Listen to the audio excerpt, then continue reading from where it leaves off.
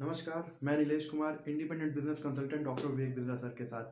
आज हम बात करने वाले हैं, क्या होते हैं केआरएस और क्या होते हैं केपीआईस। किस तरह से ये वर्क करते हैं, किस तरह से फ्रेमवर्क आपके बिजनेस में आपके एम्प्लॉयज़ को मोटिवेट करने में हेल्प करते हैं।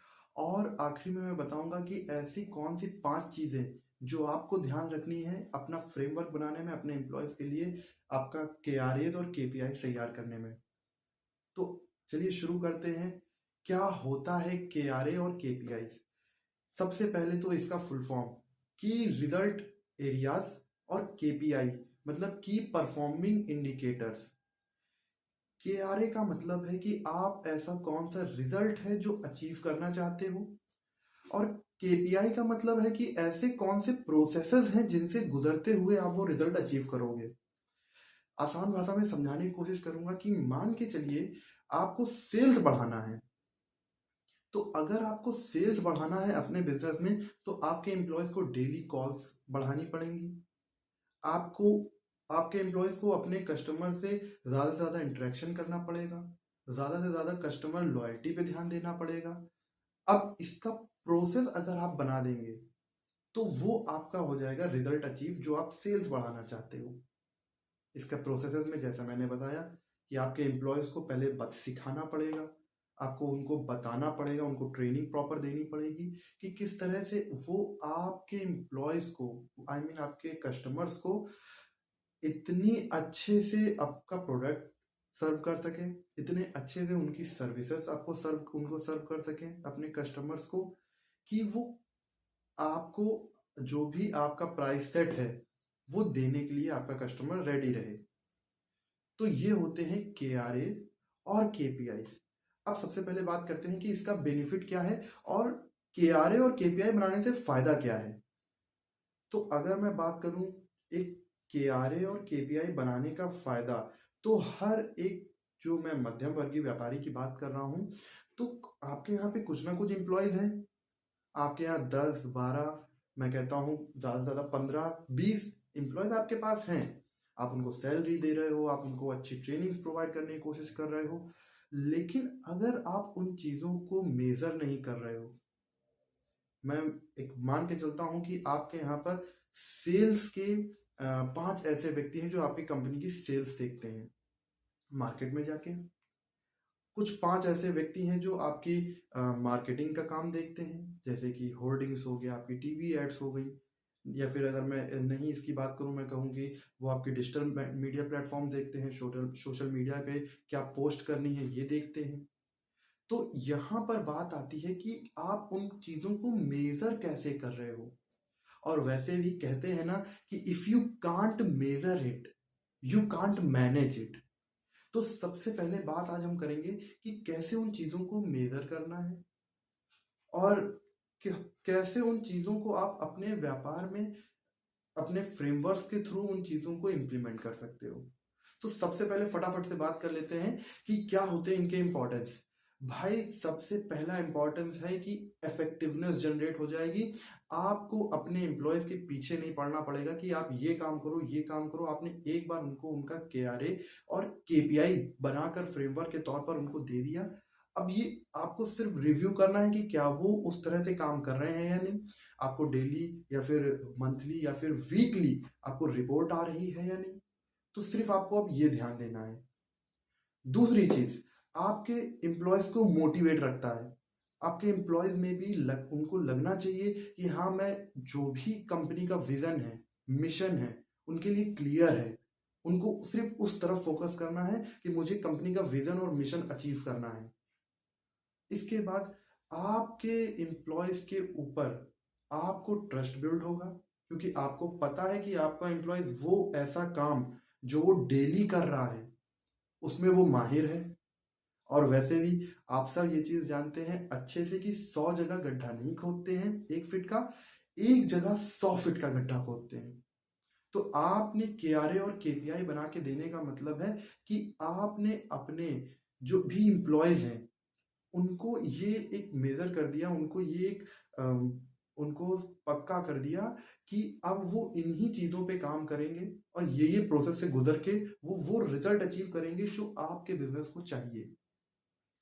इसके बाद मैं बात करूंगा कि ऐसे कौन से कुछ की पॉइंट्स हैं जो आपको ध्यान रखने हैं। सबसे पहले कि वो की पॉइंट्स कि आपका जो भी एम्प्लॉय है, जो भी डिपार्टमेंट है स्पेसिफिक, जिसके लिए आप करने जा रहे हो, जिसके लिए आप केआरए बनवाने जा रहे हो, जिसके लिए आप केपीआई बनवाने जा रहे हो, उसमें आपको क्या टारगेट अचीव करना है।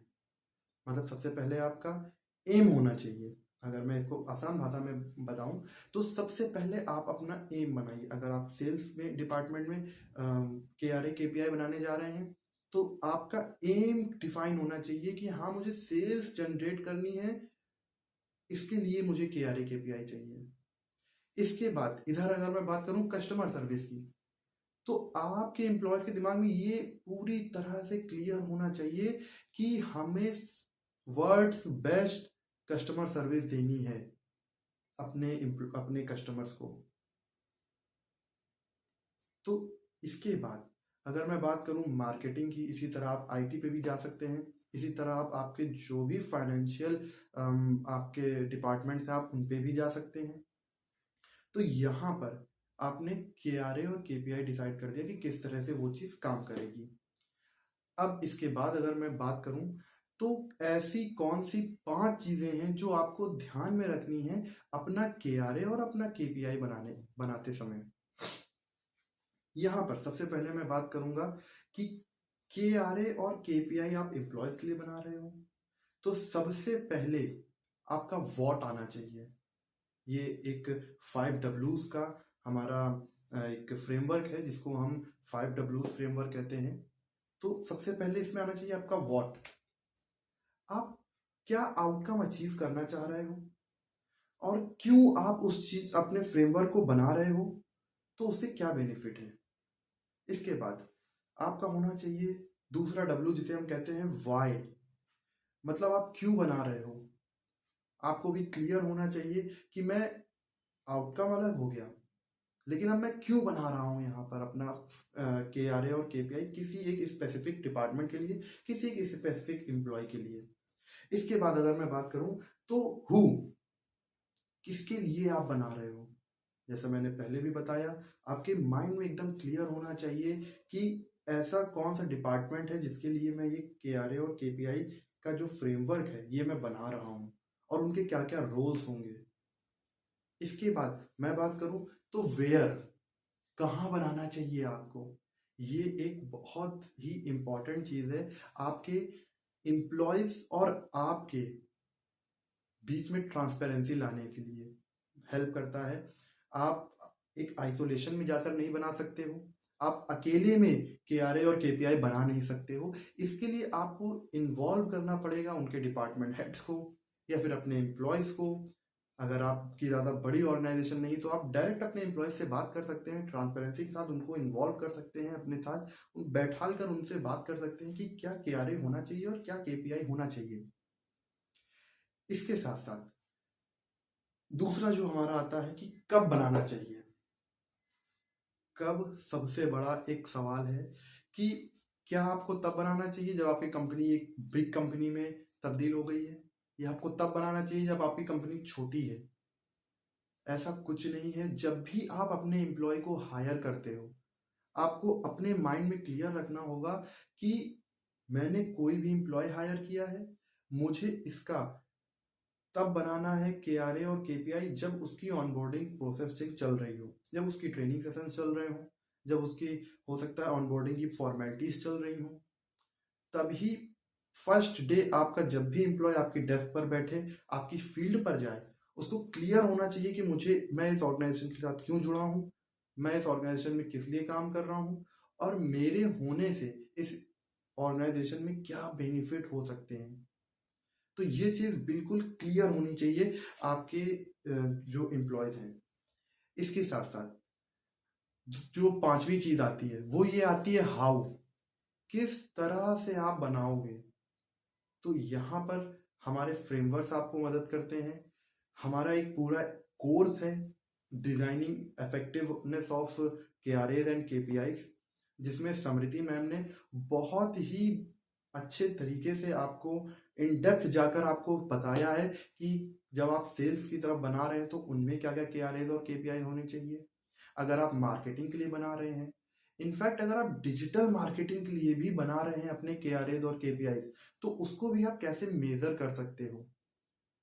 हर एक मैन्युफैक्चरर के लिए, रिटेलर के लिए, किसी भी शॉप, किसी भी तरह का व्यापार, किसी भी तरह का डिपार्टमेंट, उसके लिए समृति मैम ने बहुत ही खूबसूरती से और बहुत ही मेहनत से कोर्स हमारा डिज़ाइन किया हुआ है। उसके बारे में आपको ज़रूर जानकारी लेनी चाहिए। तो दोस्तों, आज ये बात रही यहाँ पर KRAs और KPI पे समाप्त करेंगे। बस इस चीज़ को हमेशा ध्यान रखिए, जैसा कि हमारे संजय कसूरिया सर और हमारी बड़ा बिजनेस की पूरी टीम कहती है कि इंफॉर्मेशन से फ़ायदा नहीं होगा, फ़ायदा आपको हमेशा इम्प्लीमेंटेशन से होगा। आई होप सो कि ये वीडियो आपको कुछ हद तक एक हेल्प करेगी। Thank you and have a nice day.